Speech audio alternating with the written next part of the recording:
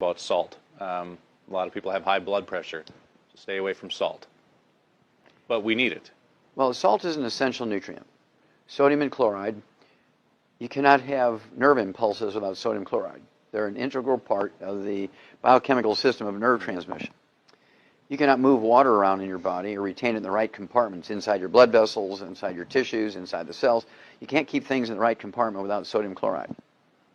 The chief cells in your stomach cannot make stomach acid without salt. Okay? Salt is the raw material. Sodium chloride is the raw material to make hydrochloric acid in your stomach. Now, two things have happened because of this terrible criminal advice that doctors have given. It's criminal. Anybody else do this to the American people, they'd be put in jail for life. Some of them would be executed because of the number of people who are killed over this. Right? Salt is required to make stomach acid. You don't have enough stomach acid, you get reflux, incorrectly called acid reflux. It's reflux. Reflux is caused by insufficient amounts of stomach acid, not too much stomach acid. So doctors have even named it the wrong thing, right? And basically, you get reflux when you don't have enough stomach acid to keep your stomach environment sterile. So yeast begin to grow in there, so you eat carbohydrates and sugar. They ferment that, produce gas. Heartburn, pressure, reflux. Because you have all these things growing in your stomach. Okay, when you get a pH too high, you get a pH above 4, all these things begin to grow. You have a pH under 1, your pepsin works to digest proteins, and you can absorb minerals, you can absorb B12. Your pH gets above 2, 2.5, you can't do that. Okay, so you're in trouble. I mean, you can take tons of iron supplementation, and if you don't have any stomach acid, you can't absorb iron. Now, here comes the most terrible thing that's happened to America because of this inappropriate advice. Well, there's two things. One, you go back to 1995, 750 people died during a triple-digit heat wave in Chicago. It was a 2-week heat wave, 1995, I believe it was. 750 people died here in Chicago, and thousands of people fell out with heat stroke.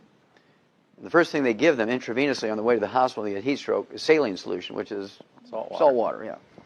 And it's absolutely criminal that these 750 people who died were all ones who were on a salt-restricted diet. They're all seniors who were on a salt-restricted diet. They died of heat stroke because these doctors didn't have the courtesy to call these people up, and good manners just to call up and say, look, whether you believe in the salt-restricted diet or not, right now you need to put a couple of tablespoons of salt in a gallon of water, be sipping on that until the heat wave goes away. But they didn't do that.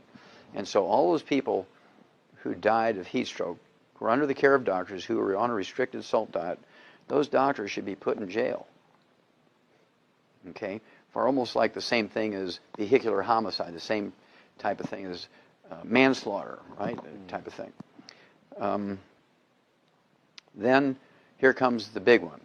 Right now, on the average, this is a Mayo Clinic study, came out in 2009. They said that as many as 30%, 30 people out of 100 in America now have celiac disease and have trouble absorbing nutrients. And as a result, there's people with 25 legitimately diagnosed diseases, which are all nutritional deficiency diseases. They're going to 18 different specialists for all this. And they're paying, tens of thousands of dollars a day to deal with this. And it's simply a gluten intolerance, and their intestines are damaged, they can't absorb nutrients.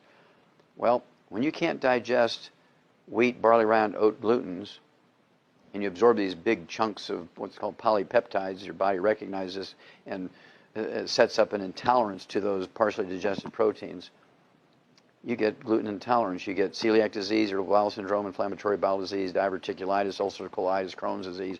The doctor's approach to these diseases are cut your intestines out. I can't understand how you have a malabsorption problem, they want to cut your intestines out. That's really dumb.